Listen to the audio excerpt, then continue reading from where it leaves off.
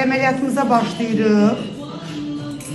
Önce silik hissəsinin ön divarının sallanmasını ləğv edəcəyik. Ön divarın sallanması sistoseli adlanır. Bəli, önce sistoselini ləğv edəcəyik, ön kalparafi eləyəcəyik. Ondan sonra totumuzu yerləşdirəcəyik uretraya. Yəni tot əməliyyatı edəcəyik və sonunda da rektaseli əməliyyat edəcəyik. Yəni uşaqlı yolun arxa divarı, bu da həmçinin pasiyentimizdə sallanıbdır. Əməliyyatımız spinal anestezi iləndir. Gözlərim, nədir sənin şikayətlərin? Sidik qaçırmamı. Aha, sonra? Səs gəlmə. Aha, cinsi əlaqə zamanı səsin gəlməsi və genişlik, düzdür? Neçə ildir belə narahatsan? 8-10 il olar. 8-10 ildir pasiyentimiz bundan əziyyət çəkir. Bəs niyə həkimə gəlmirdin qız bacım?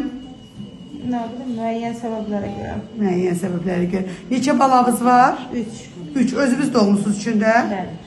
Allah.